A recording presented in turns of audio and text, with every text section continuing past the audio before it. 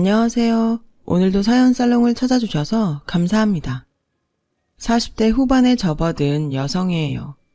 대기업 협력업체에 근무하면서 인사총괄을 담당하고 있고요. 집에선 꼼꼼한 가정주부, 그리고 현명한 맏며느리가 되기 위해 노력하고 있어요.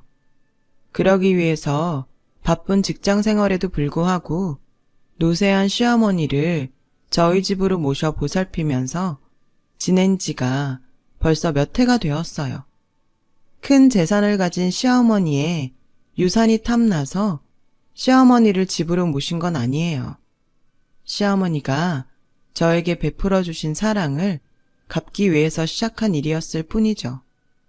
젊을 적에는 사흘에 한 끼 먹기가 일쑤였을 만큼 가난했다는 시어머니는 자수성가를 이룰 무렵 시아버지와 사별을 했다고 해요.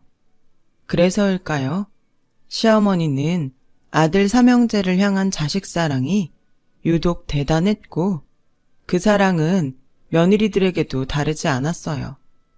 맏며느리인 저를 포함한 모든 며느리에게 똑같은 사랑을 베풀었죠. 함께 사는 저에게는 많은 배려도 해주었어요. 단언컨대 시집살이 따위는 단 한 번도 없이 오히려 직장 생활하랴 집안일도 하랴 늘 바쁜 저를 위해 작은 집안일 하나라도 먼저 찾아서 도와주고는 했죠.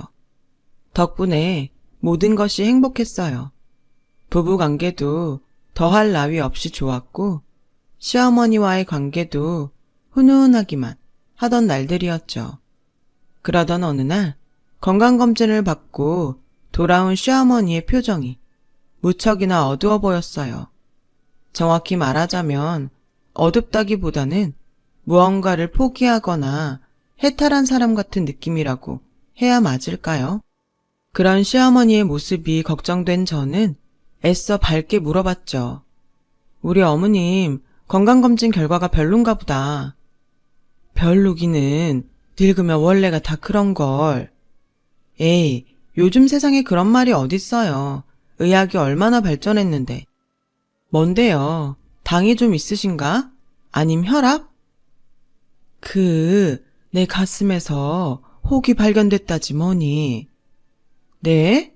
혹이요? 아니, 어떻게 양성이래요? 가벼운 무록, 뭐 그런 거라죠? 그쵸? 검진한 의사 말로는 조직검사인지 뭔지를 해봐야 알겠다고 하더구나. 그럼 얼른 받아봐야죠. 아니다, 지금 당장 가봐요 병원. 됐다, 뭐하러 그렇게까지. 원래가 나이를 먹으면 이 병 저 병 달고 사는 거야. 아니요, 안 됐어요. 됐을 리가 없잖아요. 어머님이 저한테 어떤 분인데. 옷 갈아입고 나오세요. 현관에서 기다릴게요. 자꾸 병원 안 간다 그러시면 저 삐져요. 저는 한사코 병원에 가지 않겠다고 만류하는 시어머니에게 철부지 딸내미처럼 응석을 부렸고 시어머니를 겨우겨우 설득한 끝에 병원으로 모셔 조직검사를 받을 수 있었죠. 조직검사로부터 며칠 뒤 의사의 공식적인 진단이 나왔어요. 어머니의 가슴에 자리 잡았다던 종양은 악성 종양, 유방암이었죠. 그 진단을 받는 순간 저는 하늘이 원망스럽더라고요. 신도 무심하시지. 세상에 악하고 나쁜 사람 널리고 널렸는데 왜 하필이면 선하디 선한 우리 시어머니일까? 가벼운 병이라고 해도 속이 미어지기는 마찬가지일 텐데 왜 하필 병 중에 제일 독한 병인 암일까 싶었어요. 하늘을 원망한 다음에는 저 스스로가 미워지더라고요. 암이면 암을 예견하는 징조 같은 것이 분명히 있었을 것인데 함께 살면서 심지어 현명한 맏며느리가 되겠다고 노력하는 주제에 그런 위험 신호를 전혀 눈치채지 못했으니까요. 하지만 시어머니 앞에서는 결코 내색할 수 없는 미움과 원망이었어요. 암 환자인 시어머니의 보호자 되는 입장이었으니까요. 보호자인 제가 무너지면 환자인 시어머니가 더 힘들어지잖아요. 그래서 마음을 단단히 잡았죠. 하늘이 두 쪽 나는 한이 있더라도 시어머니를 암으로부터 반드시 치료해 내겠다고 생각했어요. 그 와중에 다행스러운 소식도 있었죠. 유방암은 암 중에서 치료가 제일 용이한 암인데다가 시어머니가 막 암에 걸린 초기였던 거예요. 저는 그걸 한평생 자식을 위해 헌신한 시어머니를 위해 하늘에서 내려준 마지막 기회이자 사랑하는 시어머니를 절대 놓치지 말라는 경고로 받아들였어요. 그래서 저는 시어머니의 치료를 위해 전국의 암센터를 수소문했죠. 시어머니가 최고의 치료를 받을 수 있도록요. 하지만 시어머니의 생각은 달랐던 모양이에요. 큰아가, 너 요즘 내 병원 알아보고 다닌다면서? 고마워하지 않으셔도 돼요. 어머니가 저한테 어떤 분인데 당연히 해드려야죠. 저기 그러니까 내 말은 뭐 필요한 거 있으세요? 그런 게 아니라 병원 같은 거 알아볼 필요 없다고. 무슨 말씀이세요? 괜히 나 때문에 돈 쓰고 신경 쓰고 그러지 말라는 얘기야. 나 아니어도 많이 바쁘잖니. 세상 어느 며느리가 시어머니 편찮으신데 가만히 있어요. 전 그런 며느리 모르고 그런 며느리도 아니에요. 감기 정도여도 걱정인데 암이잖아요, 암. 이런데 어떻게 가만히 있어요. 그래도 난 치료 안 받을란다. 어머님, 그냥 순리대로 하늘이 점지해준 명대로 살다가 가면 그만이야. 혹시 치료가 아플까 싶어서 그걸 걱정해서 이러시는 거예요? 너랑 우리 자식들한테 짐이 될까봐 그게 싫은 거야. 그렇군요. 네, 알겠어요. 내 뜻대로 해주련? 당연히 아니죠. 죄송한데요, 어머님. 이번에는 어머님 뜻을 따를 수가 없어요. 전 반드시 어머니 치료할 겁니다. 그러지 말고 내 부탁 좀 들어줘. 유방암은요, 암 중에 제일 치료가 쉬운 병이에요. 거기다가 어머님은 지금 완전 초기라 치료만 잘 받으시면 완치 후 생존율이 98%까지 된다고요. 또 저랑 다 큰 자식들이 있는데 뭐가 걱정이세요? 제발요. 치료 잘 받은 다음에 저랑 자식들이랑 다 같이 천년만년 행복하게 살아요. 그날로 저는 시댁 식구 모두에게 시어머니의 병환 사실을 알렸고 시댁 식구들을 안심시킬 겸 다짐했어요. 무슨 일이 있어도 시어머니를 꼭 치료해 내겠다고요. 그렇게 얼마 지나지 않아 시어머니 치료에 제일 적합한 병원을 찾아내었지만 치료를 거부하는 시어머니의 뜻은 변하지 않았죠. 병원 가는 날마다 안방 문을 걸어 잠그기 일쑤였어요. 제가 아무리 부탁을 해도 시어머니는 늙으면 흙으로 돌아가는 것이 순리라는 대답만 할 뿐, 또 어느 날에는 제가 눈물로 호소를 해보아도 젊어서 먼저 떠난 영감, 혼자 하늘에서 외로울 테니 얼른 가서 만나련다. 그러는 사이 시어머니의 증세는 빠르게 악화되어 1기였던 암이 2기로 접어들기 시작했어요. 하루가 급한 상황이었죠. 그런데 설상가상 두 번째 악재가 터져 나오더라고요. 견물생심이라는 말이 있죠. 좋은 물건이나 많은 돈을 보면 사람은 누구나 욕심에 빠지게 된다는 뜻의 사자성어요. 늘 화목하고 평화롭던 시댁에 바로 그 견물생심이 들었어요. 치료를 거부하는 시어머니의 모습을 보며 작은 동서들이 시어머니가 남길 유산에 눈독을 들이기 시작한 것이죠. 제가 시어머니의 치료 설득에 정신이 없는 틈을 사서 견물생심에 눈이 먼 두 작은 동서는 이미 거액의 유산을 두고 암투를 벌이고 있더라고요. 더 큰 문제는 시어머니가 두 동서들의 유산 암투를 눈치채고 있었다는 것이었어요. 믿었던 작은 동서들이 돌변한 모습에 시어머니는 크게 상심했고 그럴수록 더 강하게 치료를 거부하고 나섰어요. 살아서 이 꼴을 보느니 차라리 얼른 죽어 사라지겠다면서요. 그 순간 저는 짐작했어요. 시어머니의 병세가 빠르게 악화되는 이유가 바로 상심으로 인한 마음의 병 때문이라는 짐작. 아니, 확신이었죠. 그렇게 확신한 저는 손윗동서 자격으로 유산에 눈이 멀어 암투를 벌이고 있는 두 작은 동서들을 불렀어요. 물론 남편들과 시어머니 몰래 마련한 자리였고요. 유산 암투를 중단시켜 시어머니의 마음의 병을 치료하려는 것이 첫 번째 목표였고, 두 작은 동서가 멀쩡히 살아계신 시어머니를 앞에 두고 벌이는 해괴한 짓거리를 그만두게 하려는 것이 두 번째 목표였어요. 남편들 몰래 이렇게 불러다 앉혀놓는 거 많이 불쾌하네요, 형님. 그래? 그러면 각자 남편들 대동하고 다시 모이지 뭐. 남편들 대동하기는 싫지? 각자 나서서 치료를 도와도 모자랄 판국에 유산 다툼부터 벌이는 거.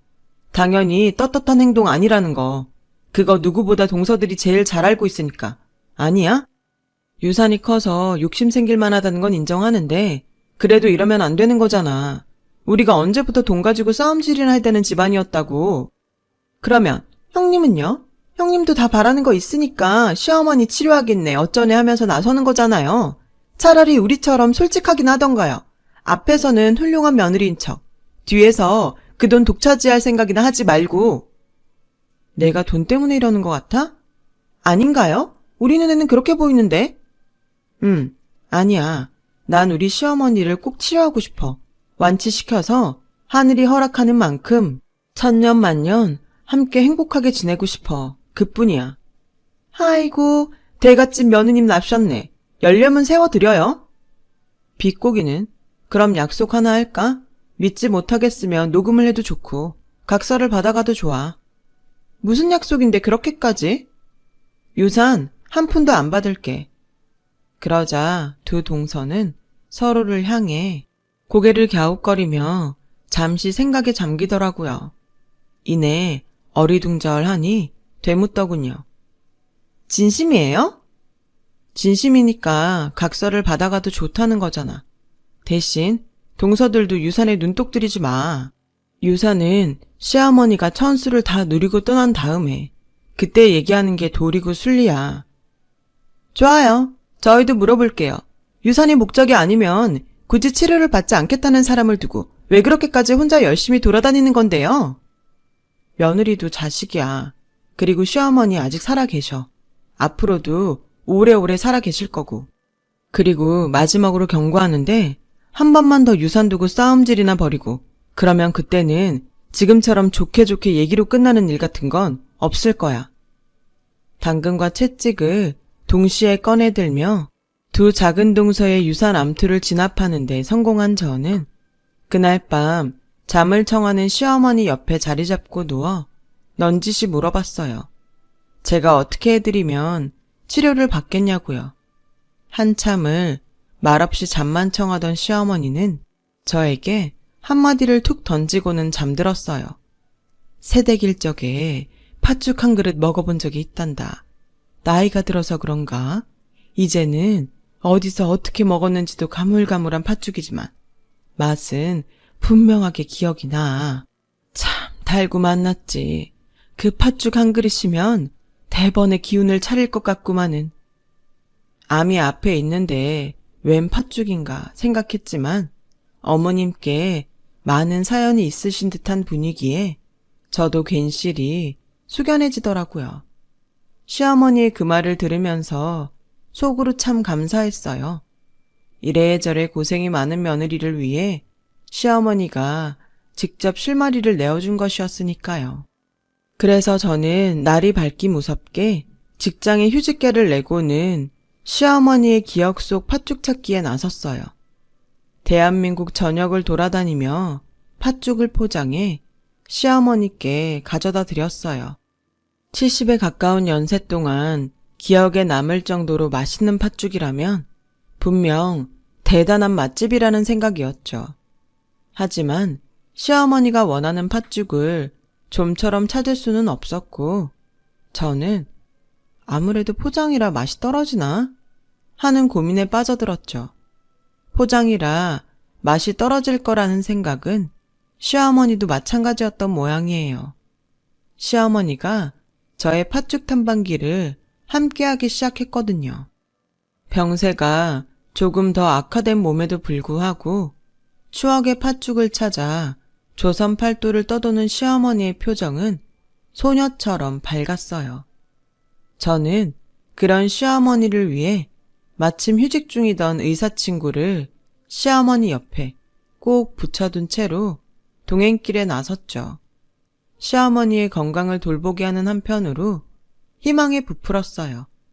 오래지 않아 시어머니 추억의 팥죽을 찾고 치료도 시작할 수 있으리라는 희망이었어요. 하지만 여기도 입에 안 맞나 보다. 그쵸? 그러게나 말이다. 팥죽 맛이 영. 어떻게 아닌데요? 맛이야 있지. 있는데 내가 찾는 그 맛이 아니야. 정말 기억이 잘 안 나세요? 작은 단서 하나라도요. 어디 근처라든지 하는. 가물가물해. 겨울인 것 같기도 하고 여름인 것 같기도 하고 나이 먹으면 다 그렇다지만서도 이럴 때는 참 속이 상하네. 괜찮아요. 금방 찾겠죠. 이만큼 돌아다녀서 없으면 없는 거겠지. 나 때문에 괜히 더 고생하지 말고 여기까지만 하자꾸나. 제가 고생하는 것처럼 보여요? 정말로? 운전하느라 피곤하잖니. 전혀요. 저 지금 되게 행복해요. 어머님이랑 이렇게 함께 할 수 있어서. 그니까 어머님도 포기하지 마세요. 말은 그렇게 했지만 솔직히 걱정이었어요. 맛집이라고 소문난 가게들부터 지방에 숨겨둔 고수들의 가게들까지 거의 대부분 돌아다닌 참이었지만 좀처럼 시어머니 추억의 팥죽은 찾을 수도 없었거든요. 무엇보다 가장 큰 문제는 시어머니의 기억이 명확하지 않다는 것이었어요. 그럼에도 저는 포기하지 않았어요. 팥죽 찾기를 포기한다는 건 시어머니와 시어머니의 치료를 포기한다는 것과 같은 말이었으니까요. 그래서 매일 밤 마음을 되새기는 일기를 쓰며 마음을 다잡았죠. 딱 그 즈음이었어요. 전국 팔도 맛있다는 팥죽집이 서너 군데밖에 남지 않았던 바로 그때 진압된 줄 알았던 두 작은 동서에 유산 다툼이 다시 시작되었어요. 전에는 동서들 사이의 암투였지만 이번에는 동서들이 남편인 두 시숙들까지 동참한 다툼이었죠. 이제 시댁 식구들 중 시어머니의 유산을 탐내지 않으며 시어머니의 치료와 완치를 믿어 의심치 않는 사람은 저와 남편 둘밖에는 남지 않았어요.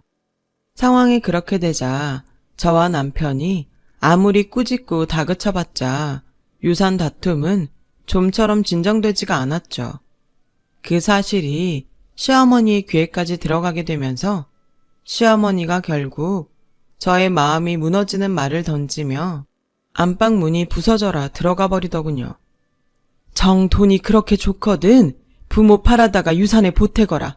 아주 장례식 부조금까지 싸그리 싹싹 나눠들 가져. 내가 이딴 꼴을 보며 사느니 차라리 죽어 사라지고 말지. 시어머니가 떠난 거실에는 무거운 정적이 흘렀고 저는 시댁 식구들에게 한마디 퍼부었어요. 내가 분명 똑같은 잘못 한 번만 더 저지르면 좋게 좋게 말로 끝내는 일 없다고 했지? 내 경고를 가짱게 들었던 모양인데 좋아. 계속 그렇게 해봐. 유산? 계속 욕심내 보라고 어디. 장담하는데 우리 어머니 자식들보다 10년은 장수하게 만들어드린다 내가. 무슨 수를 써서라도. 마음은 정말 그랬습니다. 시어머니의 마음을 달래고 치료를 받게 하려면 그 팥죽을 찾아내야만 하는데 맛있는 팥죽집이란 팥죽집은 모조리 실패한 탓에 사실상 불가능해진 상황이었기 때문이죠. 그날 밤을 꼬박 새워 고민한 저는 날이 밝지도 않은 새벽에 친정으로 향했어요. 아닌 밤중에 갑작스레 들이닥친 외동딸의 모습에 친정 엄마는 자다 말고 기겁을 하며 문을 열어주었고, 저는 친정 엄마에게 다짜고짜 팥죽 만드는 법을 가르쳐달라고 했어요. 친정 엄마는 음식점을 한 적이 없는 탓에 시어머니가 찾는 팥죽은 분명 아닐 테지만, 그래도 음식 솜씨가 대단한 친정엄마의 팥죽이면 시어머니의 그리움을 조금이나마 달랠 수 있지 않을까 싶은 생각에서였어요. 궁지에 몰려있던 저의 입장에서는 마지막 지푸라기라도 잡는 심정이었죠.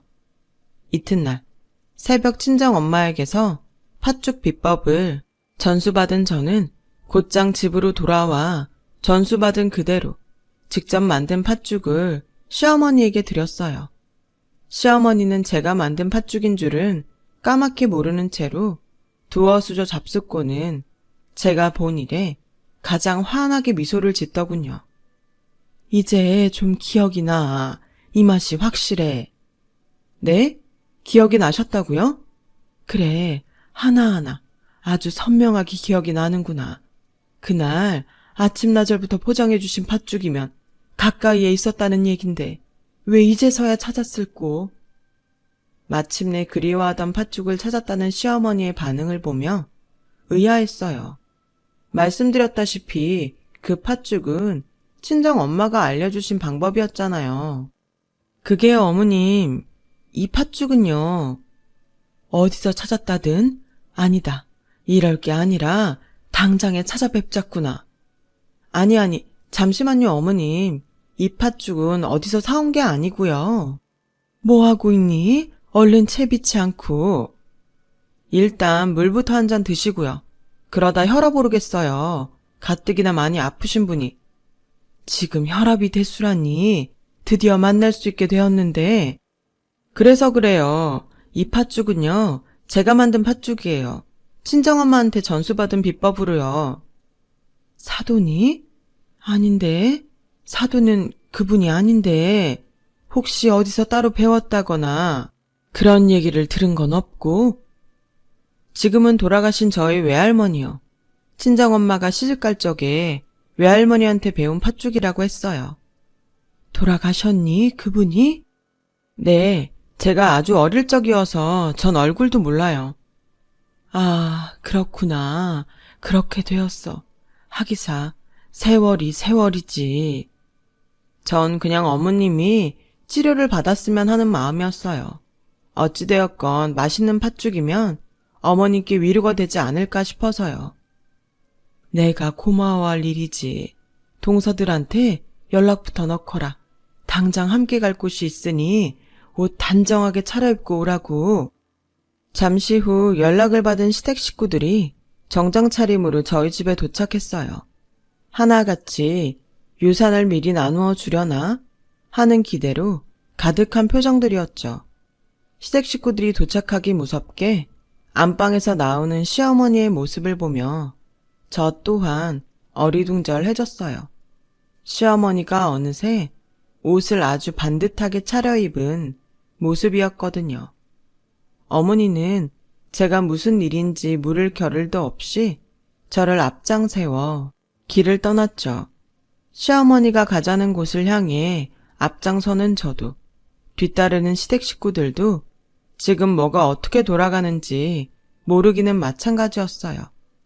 그런 의문 속에서 마침내 도착한 곳은 저희 친정 쪽 선산.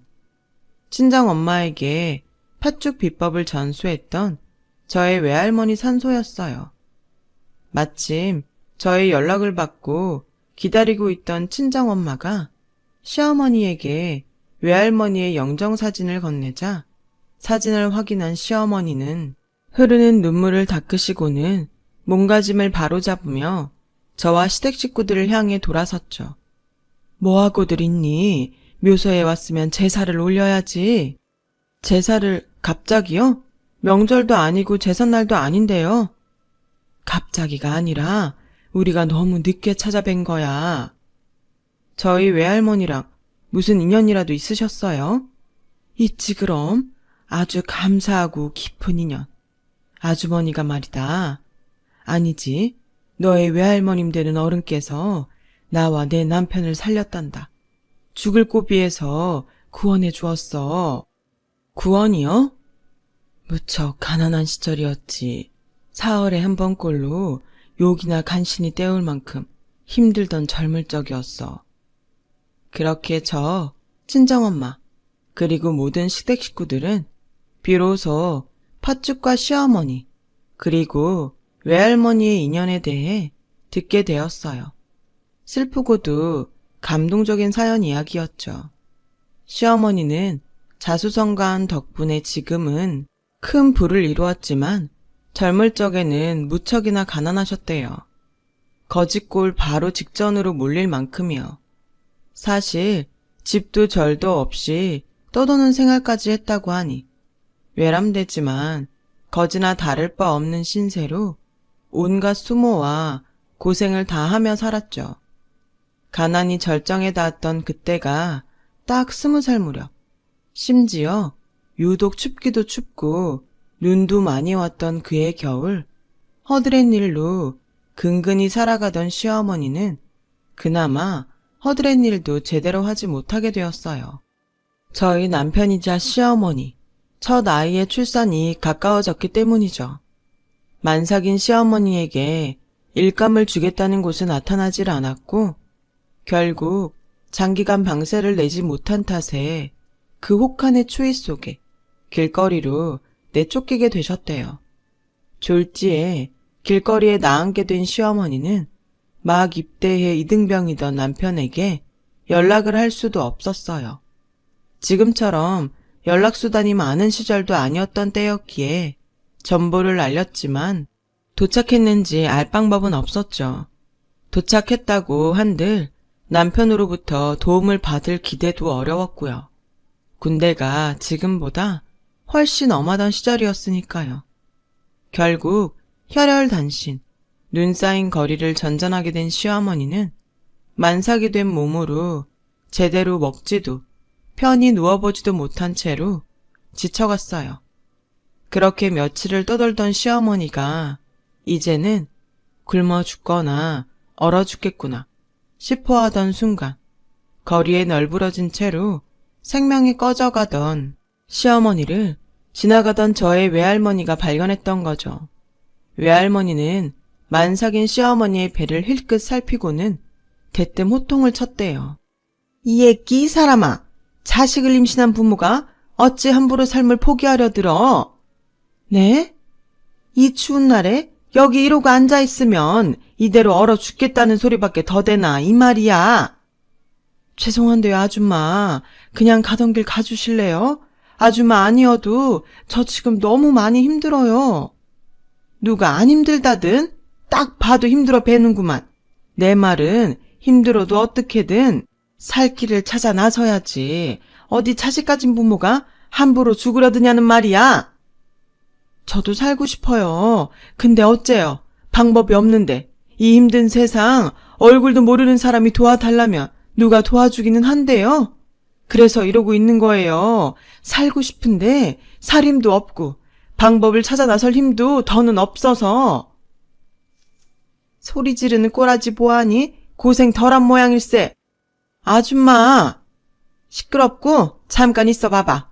동네 엄한 송장 치르기 싫으니까는.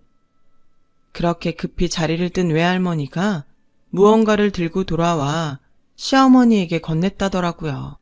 시어머니가 세월에 떠밀려 기억도 제대로 못하면서 평생을 그리워하던 바로 그 팥죽 한 그릇.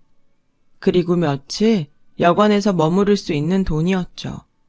그날 시어머니는 따끈따끈 김이 모락모락 피어오르는 팥죽 한 그릇에 기운을 차렸고 덕분에 되찾은 기운과 외할머니가 남긴 돈으로 여관에서 머물며 삶의 의지를 되찾아 자수성가한 지금에 이를 수 있었다고 해요.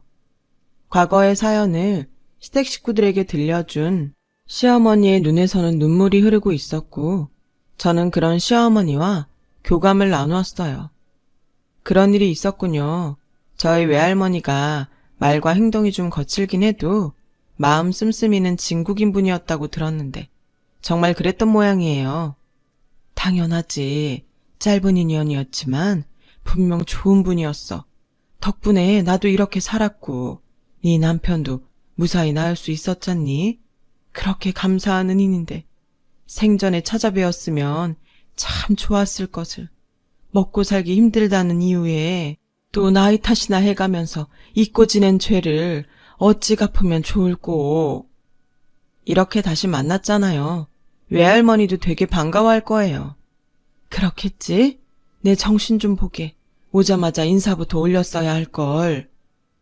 시어머니는 외할머니의 산소에 술 한 잔 올리며 고개를 떨군 채로 감동의 눈물을 닦던 시댁 식구들에게 마지막 말을 건넸고, 시댁 식구들은 돈 욕심에 빠져 유산 다툼이나 벌였던 잘못을 참회라도 하려는 듯 외할머니의 산소에 정성스레 제를 올렸죠. 그 마지막 한마디는 은인께서 나를 구원해주고 떠나면서 이렇게 말씀하셨어. 은혜는 돈으로 갚는 것이 아니라고. 정직하고 반듯하게 열심히 사는 삶 자체가 은혜에 보답하는 길이라고 말이다. 그래서 그렇게 살려고 노력했는데 물거품이 되어버렸더구나. 내 자식 새끼들이 그깟 돈에 눈이 멀어버린 통에 은혜를 저버린 꼴이 돼버리고 말았어. 그러니 내가 큰며느리의 외할머니께 지금의 내가 있고 너희를 있게 해준 은인에게 부끄럽지 않도록 다시금 올바르게 살아주겠니? 팥죽 한 그릇의 인연은 수십 년의 세월, 그리고 이승과 저승까지도 뛰어넘어 그렇게 다시 이어졌답니다. 그날 이후 시어머니는 유방암 치료를 시작했고 현재는 완치 판정을 받았어요. 암 수술 이후 제일 중요하다는 5년을 넘겼으니 이제는 암을 완전히 극복한 상황이죠. 오히려 암투병 전보다 훨씬 건강하세요. 은인으로부터 받은 삶을 허투루 낭비하면 안 된다면서 운동에 아주 열심이죠. 저는 직장에 복직해 시어머니의 투병 이전과 다름없는 삶을 살고 있어요. 직장에서는 나름 능력 있는 일꾼으로요. 집에서는 현명한 맏며느리로, 가정주부로요. 시어머니의 유산은 어떻게 되었냐고요? 시어머니와 외할머니의 인연으로부터 받은 교훈 덕분에 시댁 식구들 누구도 더 이상 유산에 눈독 들이지는 않아요. 화목하고 행복했던 시댁으로 돌아온 셈이죠. 어쩌면 과거 팥죽 한 그릇으로 시어머니의 목숨을 구했던 저의 외할머니가 세상을 떠난 다음에도 영혼으로 남아 시어머니를 또 한 번 구한 것일지도 모르겠어요.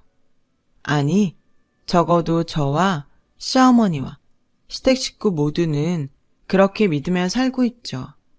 앞으로도 평생 저희 외할머니를 은인으로 생각하며 올바르게 살걸요. 긴 이야기 들어주셔서 감사합니다. 여러분 모두 건강한 하루 되세요. 여러분, 사연 댓글에 응원과 현명한 조언 부탁드려요. 좋아요와 구독은 저에게 큰 힘이 됩니다. 오늘도 좋은 일 가득하세요.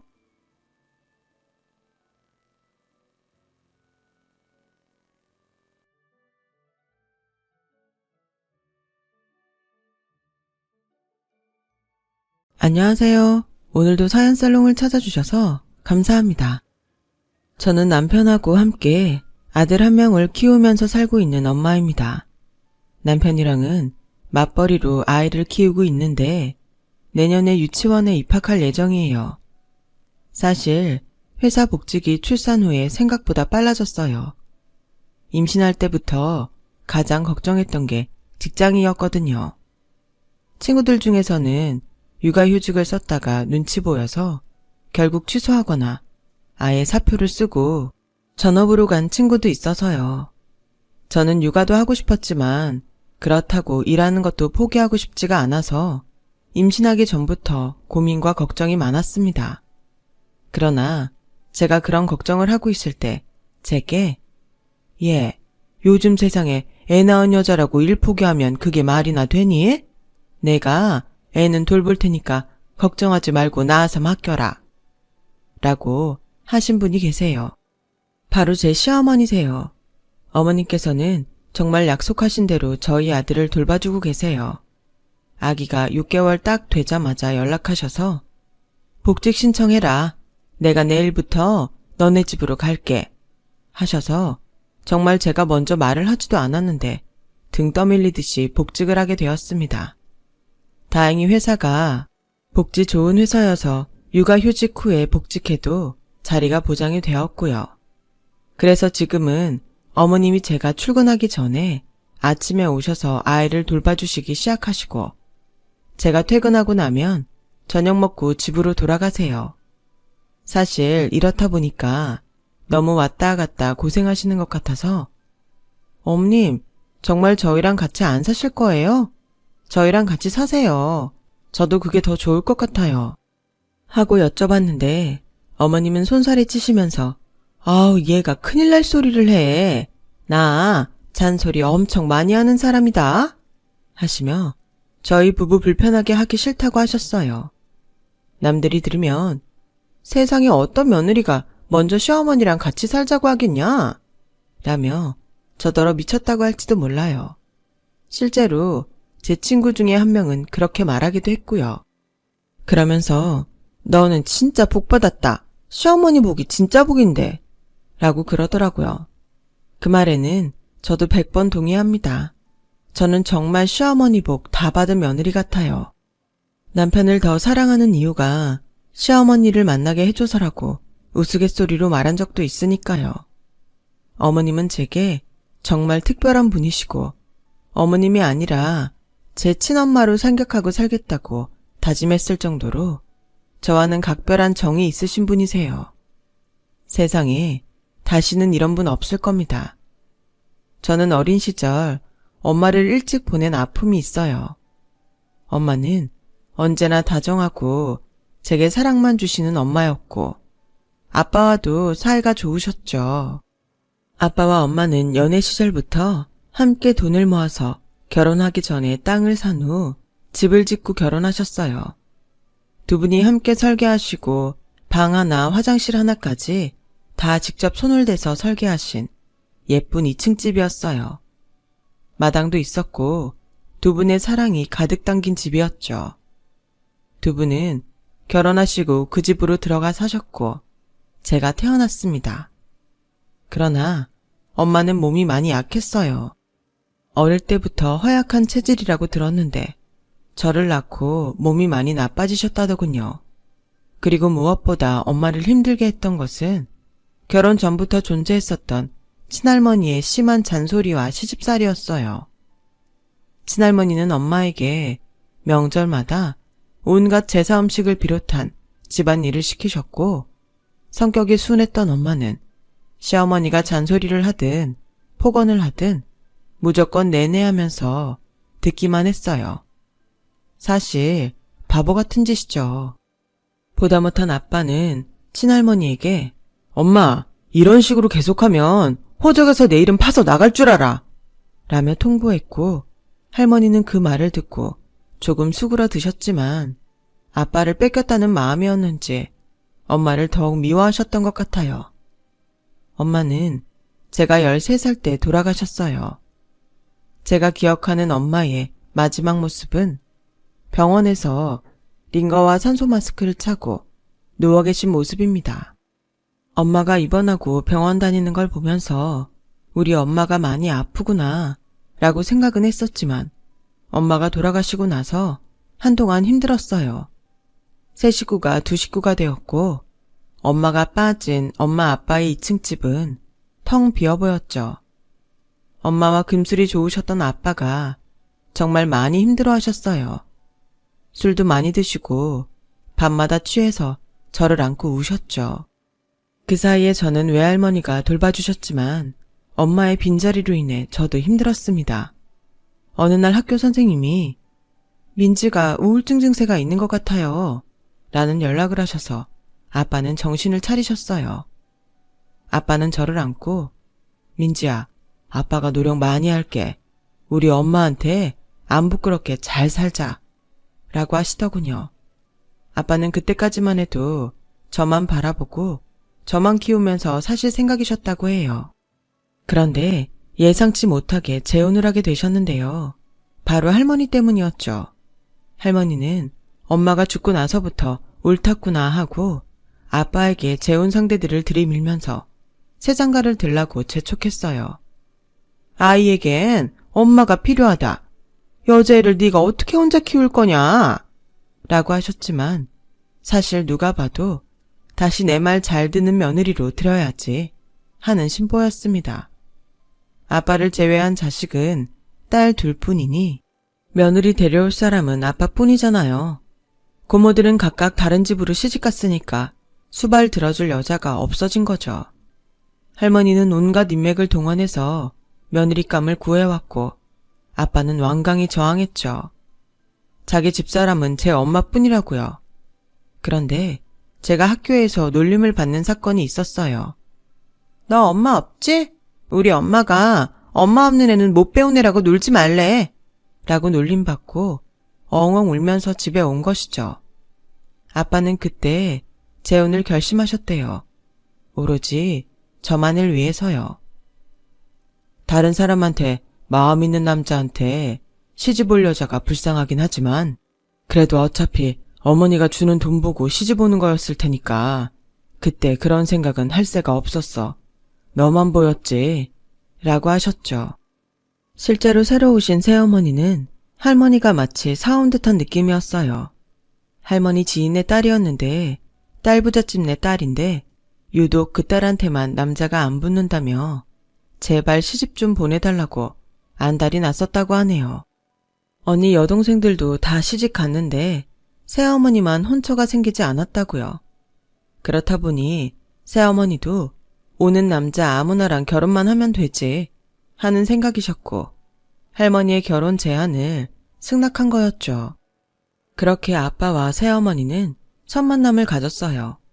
아빠는 나는 내 딸이 가장 중요하고 사실 사랑해서 하는 결혼은 아닙니다.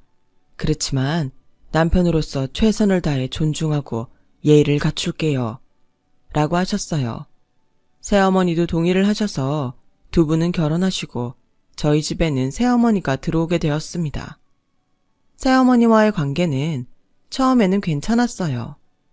저는 엄마라고 하긴 어색해서 아줌마라고 부르기는 했는데 어른들이 뭐라고 하지는 않으시더군요. 새어머니는 저를 친모녀처럼 살갑게는 아니지만 옷이나 먹을 것들을 챙겨주고 등하굣길도 봐주고 하면서 엄마 역할을 하셨어요. 아빠도 새어머니를 존중하고 어찌되었든 아내로서 예의를 갖춰서 대했고요. 새어머니도 아빠를 존중하고 저희 엄마 흔적을 굳이 지우려고 하지는 않았죠. 그런데 상황이 달라지기 시작한 것은 제가 중학교 1학년이던 14살 때였어요. 남동생이 태어났습니다. 새어머니와 아빠 사이에서 나온 남동생이죠. 아들 노래를 하시던 친할머니가 가장 좋아하셨어요. 아빠도 어쨌든 자기 아들이니까 새어머니와 동생을 더 잘 챙기려고 했고요. 저도 도울 수 있는 건 최대한 도와드리고 집안일도 하고 남동생도 돌봐주고 그랬어요. 그러나 새어머니의 태도는 급격하게 변하더군요. 동생이 태어나고 나서부터 제게 노골적으로 잔소리를 하고 마치 가정부처럼 하녀처럼 유모처럼 부리더라고요. 집안일은 다 맡기고 아기 기저귀 갈기나 분유 타기, 옷 빨기 등등 전부 다 제게 맡겼고 제가 저 학교 일이 바빠서요 라는 말을 하면 네 친동생 아니라고 그렇게 매정하게 대하는 거니? 라며 빈정거렸습니다. 아빠에게도 쟤는 친동생 아니라고 나 몰라라 해요 는 식으로 얘기하셨고 아빠는 민지는 그럴 애 아니야 라고 하시며 절 믿으셨지만 문제는 할머니였어요. 애초에 할머니는 자기가 고른 며느리라 그런지 새어머니를 저희 엄마보다 월등히 예뻐했죠. 아들까지 낳았으니 금상첨화였죠. 손잡으러 오신다고 일주일에 3번 이상을 집에 오셨고, 제가 숙제를 하든 말든 불러서 청소 좀 해라. 우리 손자 분유 가져와라. 바닥이 이게 뭐냐? 우리 손자 먼지 먹으면 네가 책임질 거냐? 등등의 말씀을 하시며 마치 그 옛날 저희 엄마에게 하셨던 것처럼 저를 대했죠. 새어머니는 제게 누나가 동생한테 뭐 내세울 게 있어야지. 지혜미 닮아서 비실비실하게 생긴 것 좀 봐. 하며 엄마까지 들먹인 적도 있어요. 사춘기 나이를 지나면서 저도 그런 말들에 분노를 느꼈고 새어머니에게 반항을 해본 적도 있는데 그러고 나면 어김없이 친할머니의 2배의 응징이 따랐어요. 괜히 2번 욕 듣기는 싫어서 그냥 새어머니 욕만 듣자 하는 생각으로 반항 생각은 접었던 것 같아요. 그래도 괜찮았던 건 아빠가 있기 때문이었습니다. 엄마를 향한 그리움을 함께 나누고 공감하고 내 마음을 이해해주는 아빠 덕분에 저는 잘 지낼 수 있었어요. 새어머니나 할머니 말 정도는 그냥 흘려들을 수 있었습니다. 저는 더 열심히 공부를 했고 원하던 대학에 들어갔어요. 사실 제가 대학에 들어갈 때만 해도 할머니와 새어머니는 그거에 불만이 많았어요. 할머니는 기집애를 대학 보내봤자 어디에 쓰냐? 이미 고등학교만으로도 분수에 차고 넘쳤다. 라고 하셨고 새어머니는 우리 아들 이제 학교 들어가서 돈 더 많이 들어갈 텐데 너 네 학비 감당할 생각으로 대학 가는 거니? 라고 빈정대곤 하셨죠. 아빠만이 제 합격을 축하해 주셨고 학비는 걱정 말고 공부 열심히 하라고 응원해 주셨어요. 저는 학비를 대주는 아빠를 향한 감사함을 표했어요. 그리고 정말로 그럴 생각이었고요. 제 한평생 효도는 다 아빠에게 몰아서 드릴 생각이었습니다. 그런데 예상치 못한 일이 생겼어요. 아빠가 갑작스럽게 돌아가신 것이죠. 제가 대학교 1학년 2학기에 시작한 직후였는데요.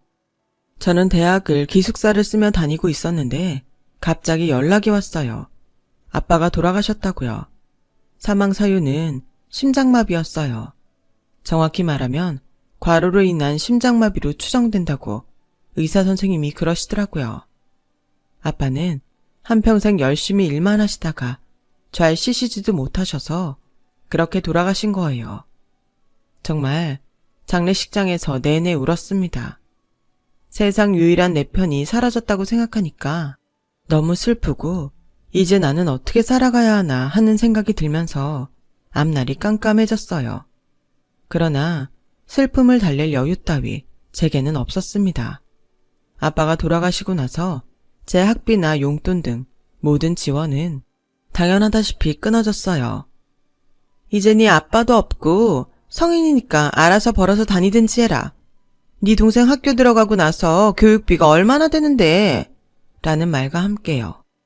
새어머니는 파트타임 일을 하고 계셨고 할머니의 모든 용돈이나 지원은 오로지 남동생만을 위한 것이었죠.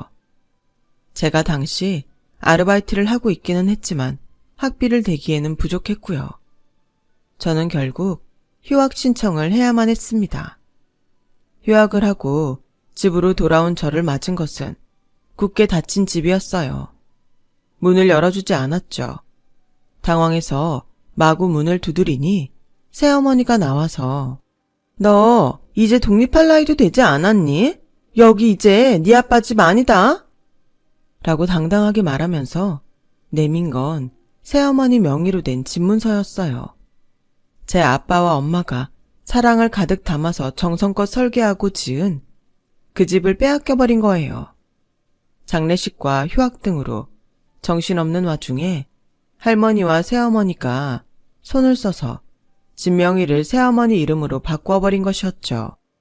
이러는 게 어딨어요. 어머니 저희 아빠가 엄마랑 지은 집인데 라고 항의했지만 소용없었고 저는 정말 말 그대로 짐가방만 든 채로 집에서 쫓겨나고 말았죠. 할머니네도 찾아가서 따져보았지만 할머니는 아들 낳은 며느리 집도 못 주냐? 내 아들 집이었는데 라고 하면서 저를 쫓아내더군요. 이미 저는 그들에게 딸이나 손녀가 아니었던 것이죠. 집에서 쫓겨나서 한 일주일 정도 찜질방에서 잤습니다. 그리고 아르바이트를 다니면서 앞으로 어떻게 살까? 그냥 아빠 엄마를 따라가야 하나? 하면서 많이 울기도 했어요. 그런데 그때 한 남자를 만나게 되었어요. 바로 남자친구이자 현재는 제 사랑하는 남편이 된 남자죠. 남자친구는 저희 학교에서 저랑 같은 수업을 들었는데 사실 저는 잘 몰랐어요. 찜질방에서 마주쳤는데 남자친구가 먼저 제 이름을 부르면서 아는 척을 하더군요. 남자친구가 먼저 살갑게 인사해주고 다가와줘서 금방 대화를 잘 풀게 되었어요. 정말 얼레벌레 로맨틱하지도 않은 고백이었습니다. 어쩌다 보니 제가 갈 곳이 없다는 걸 말했고 남자친구는 그럼 혹시 내 사촌동생 집 가서 지낼래? 얼마 전에 독립했는데 안 그래도 고모가 여자애 혼자 산다고 걱정이 많으셨거든. 이러더군요. 그렇게 저는 남자친구의 주선으로 룸메이트를 만나서 지내게 되었고 그 룸메이트가 남자친구의 가족이다 보니까 자연스럽게 많이 마주치게 되었죠. 그리고 그 집에서 산 지 한 달 후에 고백을 받고 사귀게 되었던 것이죠. 아르바이트 하면서 정말 허리띠 졸라 매가면서 돈을 모았어요. 졸업은 하자라는 생각으로요. 다행히 성적 장학금도 받을 수 있었고 소득이 없다는 것이 인정이 되어서 학교에서 지원금을 많이 알려주었어요. 집이 해결되고 나니까 여유가 좀 생겨 복학을 할 수 있었던 거죠. 감사하게도 남자친구의 도움도 많이 받았고 이제는 사촌 시누이가 된 당시 룸메이트 친구한테도 여러 도움을 받았죠. 방세도 안 받았고요. 그렇게 지내면서 저는 점점 집과의 연결고리를 끊어갔습니다. 아니, 애초에 그런 건 없었죠. 아빠가 마지막 연결고리였으니까요. 미련이 있다면 그 집이었어요. 엄마와 아빠의 추억이 담긴 제게도 아주 소중한 그 집이요. 속으로 돈 꼭 많이 벌어서 변호사 고용해서 내 집 되찾아와야지 라고 생각했었어요. 남자친구도 제 가정사를 다 알고는 제게 언젠가 돌려받을 건 꼭 돌려받을 날이 올 거야 라고 말해주며 응원해 주었고 저는 그런 남자친구의 응원 덕분에 무사히 졸업을 하고 좋은 회사에 취업도 할 수 있었습니다. 취업하고 나서도 월급을 한동안 빡세게 모아서 몇 달 후에 작은 원룸을 얻어서 독립을 했어요. 남자친구도 좋은 기업에 취직을 했는데 취직하고 얼마 안 있어 제게 결혼 이야기를 꺼내더군요. 결혼하고 싶다고요. 저는 정말 망설였고 주저했어요. 어쨌든 이 결혼에서 더 많은 비용을 감당해야 할 건 남자친구였고 사실 객관적으로 봤을 때 저는 가정사도 그렇고 정말 보잘것 없었거든요. 제 걱정은 기우였어요. 정말로 한순간에 깨져버렸죠. 바로 남자친구 집에 처음 인사를 간 날에요. 남자친구의 아버지는 남자친구가 고등학교 때 암으로 돌아가셨고 어머님과 둘이 살고 있었습니다. 아버님이 돌아가시기 전에 상가 건물 2채와 아파트 한 채를 남기고 가셔서 어머님께서는 무리 없이 남편 학비도 되고 당신도 넉넉하게 잘 지내실 수 있었죠.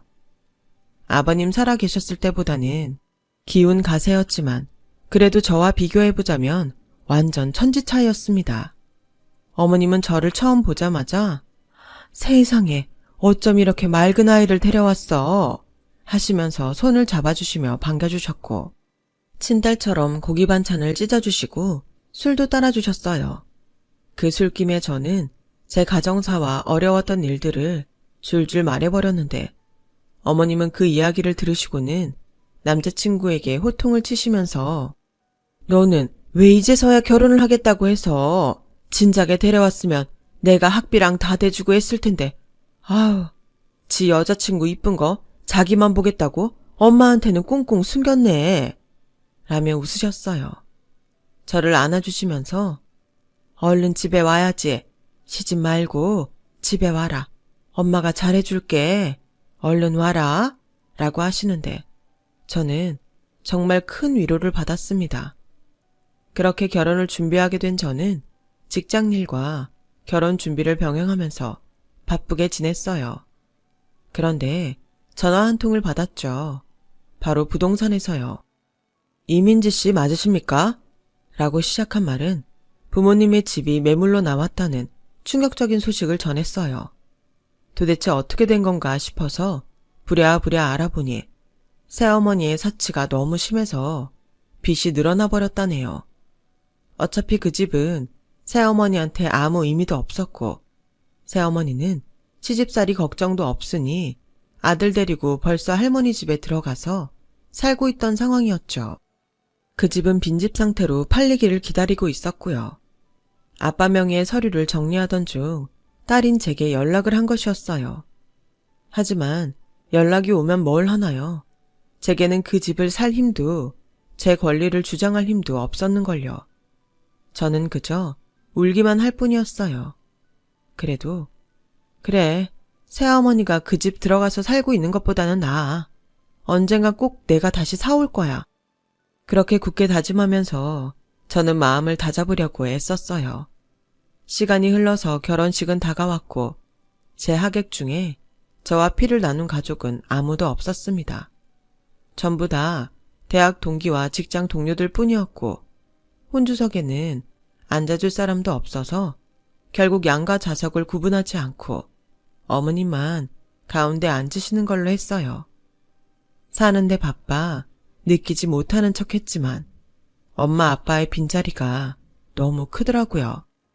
결혼하기 하루 전날에 남자친구가 제게 나랑 우리 신혼집 보러 가자 라고 하더군요. 저는 우리 일단 어머님이랑 같이 사는 거 아니었어? 라고 물었는데 남자친구는 아니야, 그냥 새집 구했어 라고 얼버무리더라고요. 의아함을 안고 남자친구를 따라간 곳에서 남자친구는 제게 자, 우리 집 열쇠야 하고 제게 반짝거리는 새 열쇠를 쥐어주었어요. 요즘 무슨 열쇠를 쓰지? 생각하며 그 열쇠를 받고 남자친구를 따라 차를 타고 간 저는 그 자리에 주저앉아 버렸어요. 남자친구가 절 데려간 그곳은 바로 매물로 나왔다던 부모님의 집이었습니다. 이게 어떻게 된 거야? 라고 묻는 제 앞에는 어머님께서 나타나셨어요. 우리 딸 결혼 선물로 엄마가 샀다. 알고 봤더니 어머님께서 당신이 가지고 계시던 상가 건물 한 채를 파셔서 이 집을 사신 거였어요. 오직 저를 위해서요.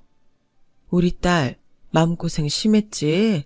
엄마가 너희들 바로 들어가 살 수 있도록 집안 수리랑 정리까지 다 맡겨서 해놨어. 이제 여기서 행복하게 살면 돼. 정말 창피한 줄도 모르고 그 대낮에 길에서 어머님을 껴안고 소리내 엉엉 울었습니다. 어머님도 제 등을 끌어안아 주시면서 같이 우셨어요. 얼마나 마음고생이 심했니? 하시면서요. 그렇게 깜짝 선물을 받고 저는 결혼식을 올렸고 그 집에 들어가 살게 되었어요. 그리고 한 달 정도 후에 어떻게 알았는지 새어머니와 할머니가 찾아왔어요. 집 내놔라 하면서요. 저희 시어머니께서 합법적으로 구매하셔서 저랑 남편 살라고 주신 집이에요. 아줌마가 뭔데 나가라 말아요. 아줌마? 너 말 다 했어? 그럼 아줌마가 아줌마죠. 아빠랑은 결혼했겠지만 제 엄마도 아니잖아요. 결국엔 머리까지 잡고 육탄전을 벌였고 경찰이 와서 그 아줌마에게 이 집에 대한 법적인 효력이 없다고 말을 하고 나서야 새어머니와 할머니는 분노로 씩씩대면서 돌아갔어요. 그 뒤로 다시 한 번 더 찾아오면 주거침입으로 고소한다는 소리까지 일러주었죠. 그 뒤로 한 1년 정도 지나고 나서 할머니에게 연락이 왔더라고요. 네 동생 학교는 다녀야 하지 않겠냐? 하면서 학원비를 보내달라고 했어요. 목소리가 한풀 꺾여서 애원하는 듯한 목소리더라고요.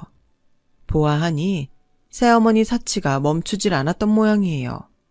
단칼에 끊으려고 했는데 남편이 어린애가 걸렸으니 한 번만 보내자고 해서 한 번만 보낸 후 연락처도 바꾸고 아예 끊어버렸습니다. 지금은 너무 예쁜 딸까지 낳고 행복하게 살고 있어요. 어머님은 처음보다 더 저를 예뻐해 주시고 아껴주시고 남편도 복직하면 힘들어서 어떡해 하면서도 늘 저를 응원해주고 용기를 줘요. 제가 놀던 집에서 우리 딸이 노는 걸 보고 우리 가족이 지내는 걸 보면 참 뭉클하기도 하고 하늘에서 부모님이 보신다면 얼마나 흐뭇해 하실까 싶어서 자랑스럽기도 합니다. 어떻게 이런 분이 제게 오셨을까요? 저희 엄마 아빠가 보내주신 천사가 아닐까 생각해봐요. 앞으로 더 좋은 마음 가지고 남들 도우면서 살라고요. 어머님, 제 삶의 은인이세요. 앞으로 저희 어머님 잘 모시고 남편이랑 딸 같이 건강하게 키우면서 잘 살아보겠습니다. 두서없는 제 이야기 들어주셔서 고맙습니다. 여러분의 가정에도 항상 평안함이 가득하길 바랍니다. 건강하시고요. 여러분, 사연 댓글에 응원과 현명한 조언 부탁드려요. 좋아요와 구독은 저에게 큰 힘이 됩니다. 오늘도 좋은 일 가득하세요.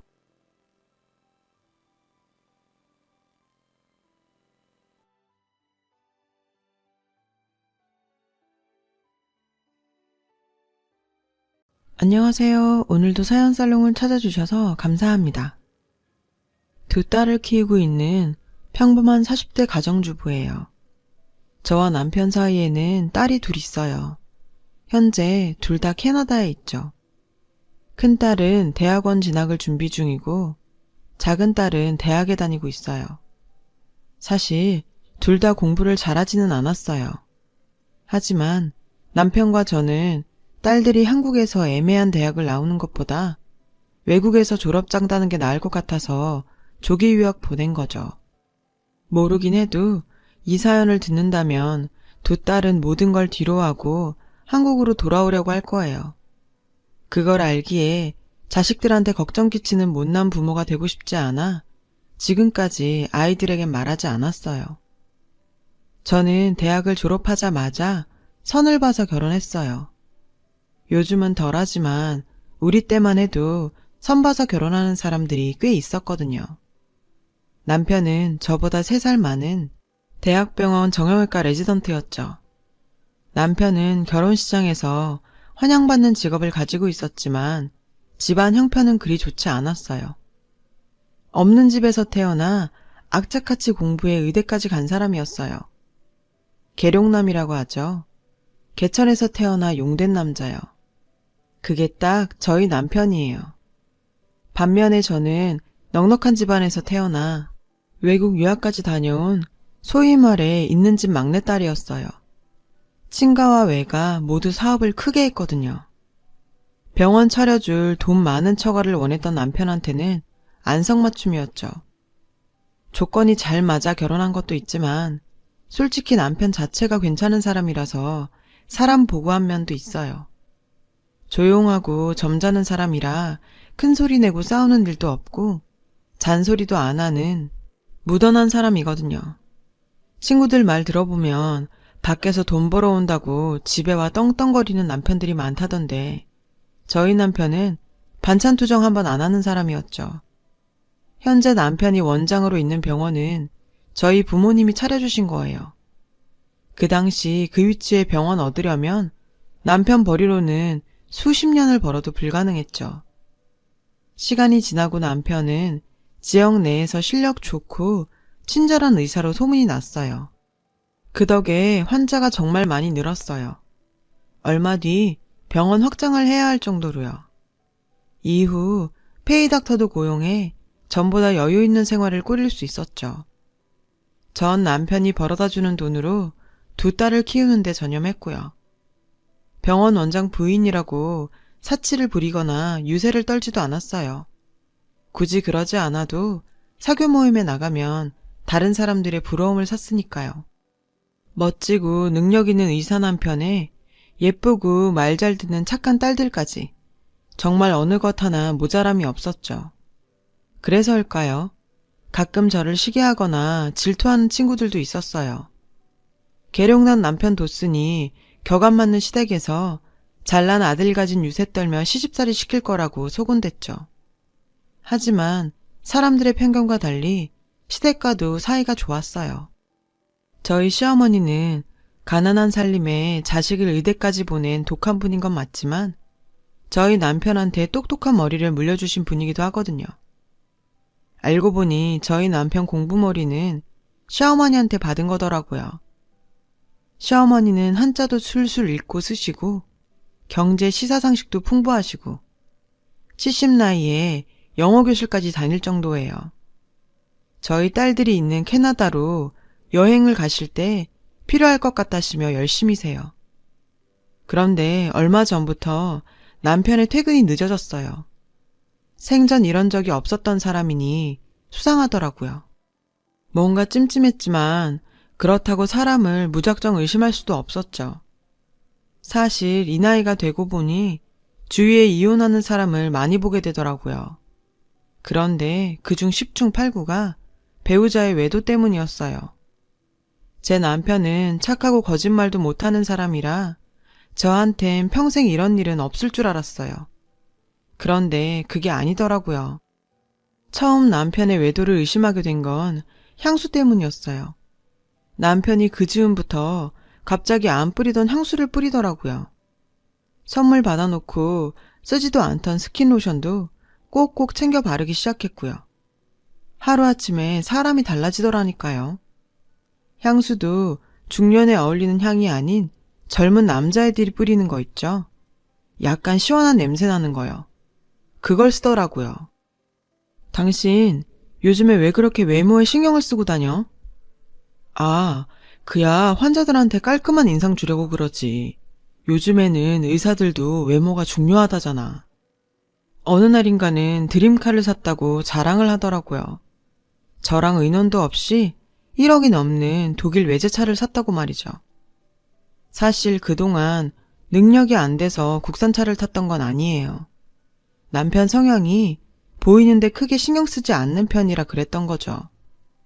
남편의 갑작스런 변화가 솔직히 전 겁났어요. 여자의 감이라는 게 무시할 수 없잖아요. 전 인터넷으로 바람피는 남편 특징을 찾아봤어요. 인정하기 싫지만 남편의 최근 행동과 유사하더군요. 전 결국 몰래 병원 사무장한테 전화를 했죠. 남편한테 무슨 변화가 있지 않았냐고요. 평소 제가 사무장을 잘 챙겼던 터라 솔직히 말해줄 거라 믿었거든요.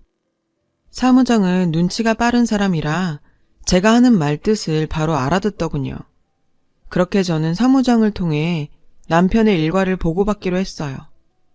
약속을 받고 한동안 사무장에게 별다른 연락이 없었어요. 그러던 어느 날이었죠. 남편과 외식을 하러 나간 참이었어요.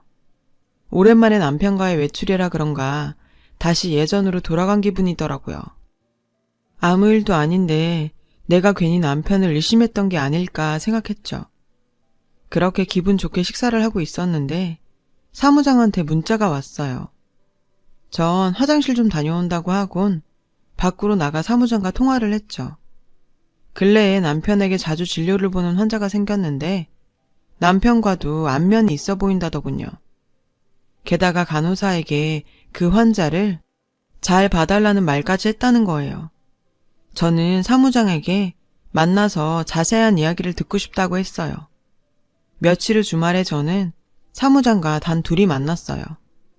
사무장은 주저하는 표정이더군요. 전 괜찮으니 말해달라고 부탁했죠. 너무 애가 탔거든요. 사무장 말로는 그 환자가 일주일에 2번 정도 온대요. 그런데 보통 같으면 5분 안에 끝날 진료를 그 환자만 오면 20-30분씩 본다더군요. 간호사들 사이에서도 불만이 많대요. 환자들 대기 시간이 길어지니까요. 증상이 심한 것도 아니고 물리치료를 받으러 오는 거라더군요. 그런 환자라면 계속 진료를 볼 필요가 없는데도 다른 환자들보다 길게 진료를 보는 게 이상해서 병원에서도 말이 좀 돌았나 봐요. 게다가 더 놀라운 사실은 그 환자가 진료를 마치고 나오면 저희 남편이 로비까지 배웅을 한다는 거예요. 서로 다정하게 이름을 부르면서요. 전 확신했어요. 그 여자가 남편의 내연녀라는 걸. 사무장은 절 많이 걱정했어요. 그러면서도 흥분한 제가 병원에서 소란을 피울까봐 걱정하는 것 같았죠. 하지만 전 그렇게 생각 없는 사람은 아니에요. 집에 돌아와 침대에 누우니 잠이 오지 않더군요. 남편한테 티내지 않으려 무척 애를 썼죠. 밤마다 남편이 바람을 피우는 꿈을 꿨어요. 그런데 꿈에서 현장을 잡으려 하면 남편만 보이고 내 언니 얼굴은 안 보이더라고요. 결국 전 혼자 시름시름 앓으니 그 여자의 얼굴이나 보자 하고 막무가내로 병원을 찾았어요. 사무장에게 환자 기록에 그 여자 주소가 있냐고 물었죠. 그런데 운명의 장난일까요? 그 여자가 지금 남편의 진료실에 와 있다지 뭐해요. 잔뜩 긴장이 된 저는 손톱을 물어 뜯으며 로비에 앉아 기다렸어요. 20분 정도 지났을까? 남편 진료실에 문이 열리더군요. 그런데 남편의 내연녀는 제 상상과는 많이 달랐어요. 분명 어리고 예쁜 여자일 거라고 생각했거든요. 그런데 그 여자는 저와 비슷한 또래로 눈에 띄는 미인도 아니었고 TV에 나오는 불륜녀들처럼 여우같이 끼를 부리거나 하지도 않았어요. 동네 시장에서 볼 법한 그런 아줌마였죠. 너무도 평범한 여자의 모습에 전 잠깐 할 말을 잃었어요. 남편은 절 보더니 당황하더군요. 그 여자는 절 보는 둥 마는 둥 하고는 수납을 마치고 병원을 나갔어요. 전 남편의 진료실로 들어갔어요. 연락도 없이 병원에는 웬일이야? 무슨 일 있어? 아까 그 여자 누구야? 제가 단도직입적으로 물으니 남편은 꿀먹은 벙어리처럼 가만히 있더군요. 한참 뒤에야 고향 친구라고 했어요. 고향 친구라니? 내가 미리 말할 걸 그랬네. 당시 내가 바람이라도 핀 거라고 오해한 거야? 제가 그렇다고 하자 남편이 웃더군요. 전혀 아니라면서요. 우연히 진료 중에 고향 친구를 만난 거고 고생을 꽤 했는지 관절이 많이 안 좋길래 신경을 써주는 것뿐이라고요. 오해하지 마. 우린 그냥 친구 사이야.